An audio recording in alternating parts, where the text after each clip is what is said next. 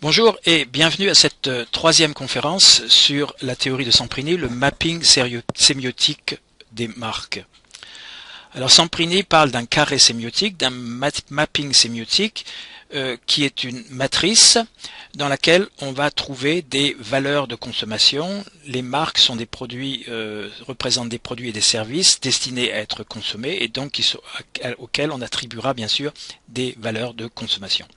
Alors il faut distinguer dans ces valeurs de consommation entre des valeurs de base et des valeurs d'usage, selon les théories donc développées par Greimas et Floch, des valeurs fondamentales et des valeurs qui vont se révéler à l'usage du produit ou du service. D'un autre côté de l'axe, dans la matrice, nous aurons des valeurs utopiques qui montent vers le rêve, vers l'irréel, et à l'opposé des valeurs pratiques qui descendent dans le réel, dans le pragmatique. À cet axe nord-sud, on va opposer un axe est-ouest avec deux catégories, des interactions donc critiques d'un côté, le rationnel, et ludique, l'irrationnel en quelque sorte, les sentiments et l'intellect. Cette analyse ou ce positionnement des discours de la marque est conforme d'ailleurs à la logique du positionnement que l'on retrouve en marketing conventionnel, et c'est une méthode qui s'ouvre à l'analyse parce qu'il n'y a pas de valeur déterminée dans les différentes marques, mais nous aurons bien des pôles interactifs. Voyons d'abord la valorisation pratique. Alors c'est quoi? Ce sont des valeurs qui sont liées à l'usage du produit et qui sont forcément directement orientées sur le produit lui-même. Nous sommes dans une logique qui est à l'intérieur du produit. Le discours se projette à l'intérieur du produit et nous avons donc un parcours de lecture privilégié qui est celui de la logique du produit, l'identité du produit étant sa fonction. La valorisation utopique va dans le sens opposé. Ces valeurs de base sont des projections en delà du produit, qui vont beaucoup plus loin que le produit, qui recoupent des notions de projet individuel où on va s'engager vers l'avenir, où l'avenir va transcender l'individu et on va s'éloigner véritablement du produit, on ne s'intéresse plus au produit. C'est une valorisation, un discours de la marque qui fait intervenir le subjectif, le contexte, et c'est pas vraiment une opposition en termes de valorisation au niveau de l'identité du produit en tant que tel, mais en termes d'identité de la marque, c'est-à-dire en mise en scène du discours de la marque. La valorisation utopique, on la retrouvera en particulier dans la vidéo que nous avons vue sur Absolute Vodka, où le produit n'existe quasiment plus, et où nous avons au contraire des valeurs de base qui s'orientent vers un projet individuel.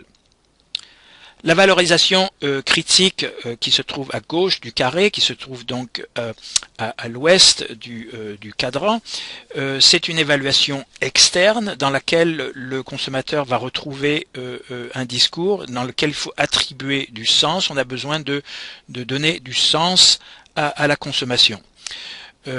On s'attache donc dans ce type de discours à une relation logique, une relation rationnelle du produit avec la vie des individus, une relation intellectuelle.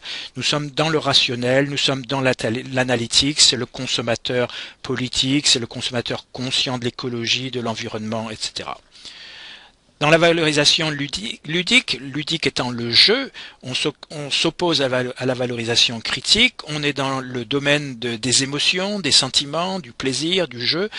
Nous sommes dans le produit, mais en même temps, les valeurs du produit vont beaucoup plus loin que le produit. On joue avec le produit parce que la consommation devient une forme de projet individuel dans lequel il y a beaucoup de charme et de séduction. Donc des marques qui vont faire intervenir la séduction. À l'ouest du cadran, nous avons l'ouest qui est critique, qui est le besoin de comprendre, d'attribuer du sens. Si cette structuration se déplace vers le nord, nous aurons un discours de réflexion, de culture, de savoir, de morale, de social et d'historique. Au contraire, si cette valorisation se déplace vers le sud, nous aurons une compréhension, un univers de rationalisation et de compétences. Dans l'Est ludique, c'est la recherche du plaisir donc et de l'émotion. Si on se déplace vers le Nord, nous aurons une valorisation de l'expression de la créativité. Au contraire, si la marque déplace son discours vers le Sud, nous aurons des univers de surprise, de nouveauté, d'évasion, de décontraction dans lesquels l'individu est en quelque sorte passivisé.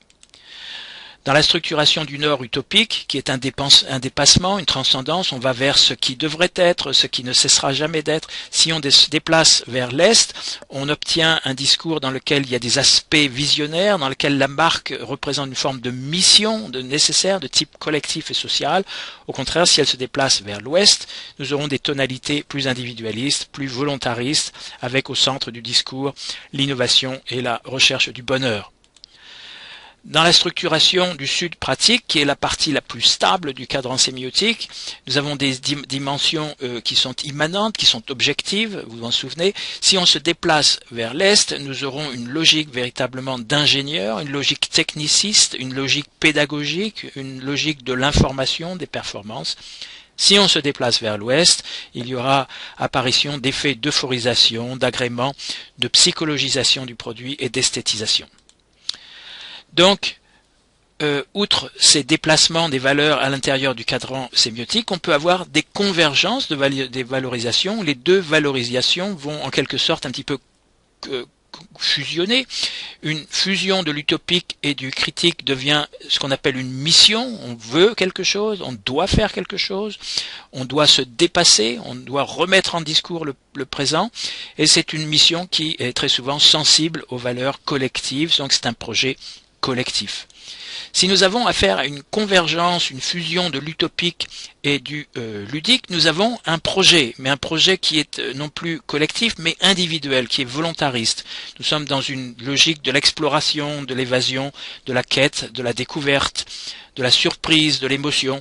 C'est un univers qui va transgresser les normes, qui va provoquer. La marque mettra en place une réalité mentale et subjective qui est opposée à la réalité pragmatique et référentielle. Et dans ce type de fusion utopique et ludique, nous aurons des discours de marque qui valorisent le corps, la forme, les passions, les sentiments, les états passionnels. Enfin, dans l'abstraction conceptuelle et dans la fusion du cadran sud-est de l'euphorie, nous avons une convergence entre le ludique et le pratique qui semble pourtant s'opposer, apparemment qui est contradictoire et très hétérogène, et pourtant nous avons à voir une association d'une fonction utile, d'une fonction technique, d'une fonction avec une fonction psychologique.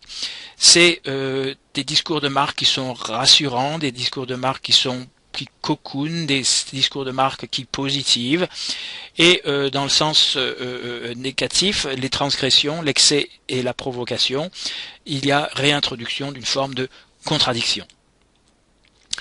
La convergence du critique et de pratique va aboutir au plus que ce que Samprini appelle product oriented des quatre logiques.